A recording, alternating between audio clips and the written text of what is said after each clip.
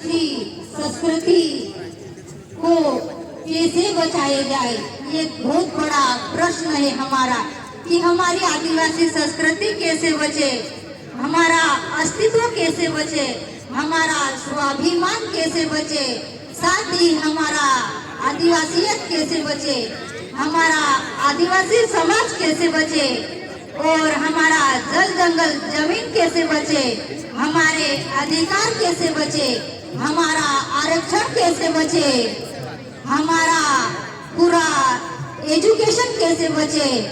और वर्तमान समाज में बढ़ती हुई बहुत बड़ी समस्या बेरोजगार की समस्या, ये बेरोजगारी की समस्या कैसे बचे, इस तरह से अनेक प्रकार की समस्याओं को लेकर हम मध्य प्रदेश के साथियों के द्वारा मध्य प्रदेश से 6 ऐसी आदिवासियत बचाओ यात्रा जन जागृति को निकले थे और कुछ विगत सालों से हम लगातार आदिवासियत बचाओ यात्रा निकालते हैं। इस वर्ष भी हमारे मध्य प्रदेश के 6 इलाकों से आदिवासियत बचाओ यात्रा निकली थी। हम जगह जगह फले फले गांव-गांव तहसील तहसील जिला जिले से होते हुए आए, पूरे सतपुड़ा पहाड़ी क्षेत्र से, निमाड़चल से, मध्यांचल से, फिर मालवा क्षेत्र से यात्राएं निकली है। उस यात्रा में गांव के हमारे पिछड़े हुए अंतिम कगार पर रहने वाले व्यक्ति को हमारी आदिवासियत पूरी प्रकृति में सृष्टि में समाई हुई है, उसका संदेश उन तक कैसे पहुँचे, ये संदेश लेकर निकले थे। युवा सत्र चल रहा है तो विगत कई वर्ष से हम आदिवासियत यात्रा बचाओ निकालते, उसमें सबसे ज्यादा मेरे युवा साथी की अहम भूमिका रहती है और मेरा युवा साथी इन निम्न मुद्दों पर गांव-गांव से जन जागृति करते हुए निकलता है।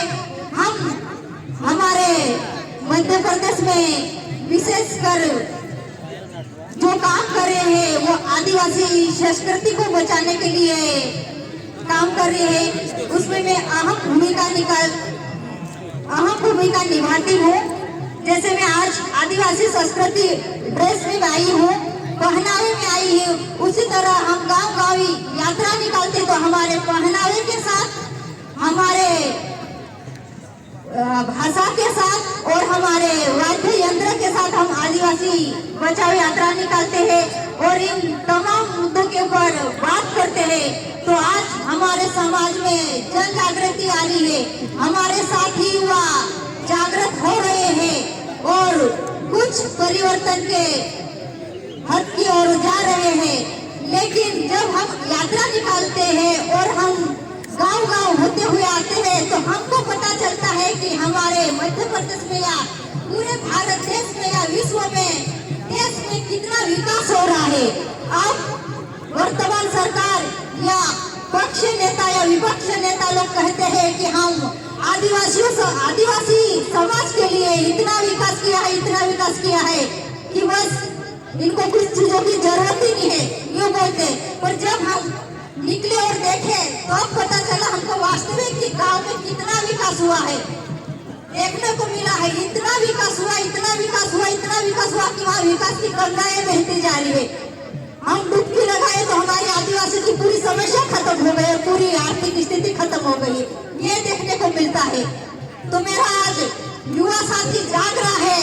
मैं हमारी राज्यों की सरकारों से और केंद्र सरकारों से कहना चाहती हूँ कि वास्तव में मैं अनुभूति भी कर रही हूँ कि हमारा युवा साथी तो जाग ही रहा है, साथ ही हमारे जंगलों के जीव जंतु भी जाग चुके हैं, जो कि उनकी कुर्सियों को ले जाके बिच्छू के रूप में डंक मचा रहे हैं, जिसे पक्ष और विपक्ष के नेता अपनी कुर्सियों का डर लेके कहीं डर रही है कि मैं 1 दिन के लिए या 2 दिन के लिए या हमेशा के लिए इस कुर्सी से नीचे ना गिर जाऊं। तो ये युवाओं की एक जागृति है, एक हौसला है।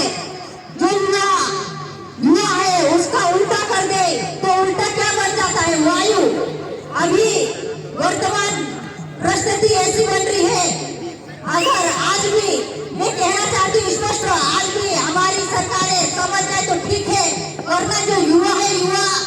कुछ ही क्षण में उसको वायु बनते हुए कुछ भी क्षण नहीं लगेगा। बस मैं यही संदेश देना चाहती हूँ मेरे समाज को भी, और वर्तमान सरकार को मैं चेतावनी देना चाहती हूँ कि इस युवा को वायु बनने में ज्यादा क्षण नहीं लगेगा। धन्यवाद साथियों, आप सभी को बहुत बहुत धन्यवाद, संचालन टीम को बहुत बहुत धन्यवाद। मुझे